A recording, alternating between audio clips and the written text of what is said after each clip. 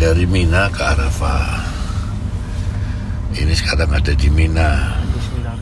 Sambil menunggu persiapan wukuf di Arafah, saya membaca kiriman file PDF putusan MK nomor 52 garing PUU Gatar Rumawi 20 garing 2022, yaitu putusan terkait judicial review atas pasal 222 Undang-Undang Pemilu yang diajukan DPD RI dan Partai Bulan Bintang. Ada yang menarik jika kita cermat membaca kalimat demi kalimat dalam putusan tersebut. Di halaman 74 dari putusan sebanyak 77 halaman itu tertulis salah satu pertimbangan majelis hakim terkait materi gugatan. Dikatakan begini, saya copy paste sesuai dengan aslinya. Mahkamah menilai argumentasi pemohon 2 didasarkan pada anggapan munculnya berbagai ekses negatif seperti oligarki dan polarisasi masyarakat akibat berlakunya ketentuan pasal 222 Undang-Undang Nomor 7 Tahun 2017. Terhadap hal tersebut, menurut Mahkamah, argumentasi pemohon 2 yang demikian adalah tidak beralasan menurut hukum, karena tidak terdapat jaminan bahwa dengan dihapuskannya syarat ambang batas pencalonan pasangan calon presiden dan wakil presiden oleh partai politik atau gabungan partai politik, maka berbagai ekses sebagaimana didalilkan oleh pemohon 2 tidak akan terjadi lagi. Nah, artinya oligarki itu ada dan nyata, tetapi menurut MK tidak ada jaminan mereka akan hilang dengan dihapuskannya pasal 222 itu. Jadi artinya dibiarkan saja seperti ini, oligarki tetap ada dan polarisasi yang merugikan masyarakat tetap ada.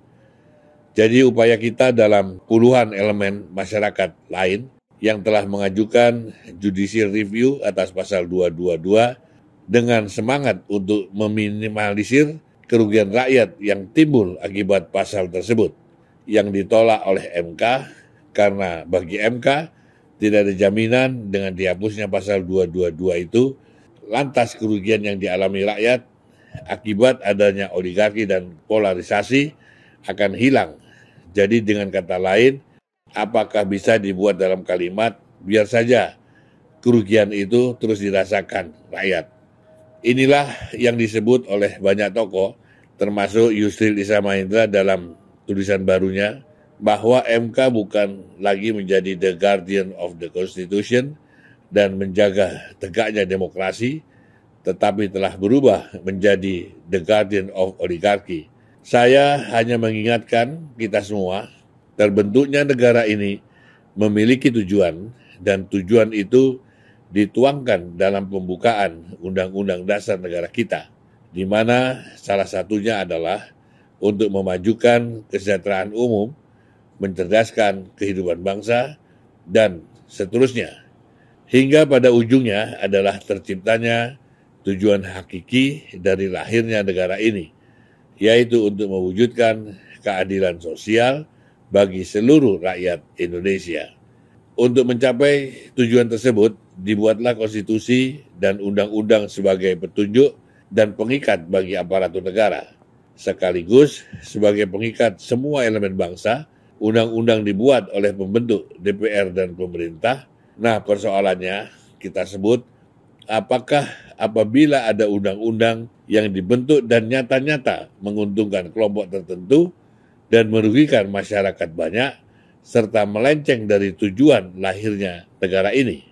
Inilah kejahatan kepada rakyat yang sesungguhnya. Inilah kejahatan kepada pemilik kedaulatan yang sah di negara ini. Inilah kejahatan yang dibiarkan tetap ada karena dianggap upaya untuk mereview undang-undang tersebut bukan jaminan kejahatan yang merugikan rakyat itu hilang. Waraskah kita sebagai bangsa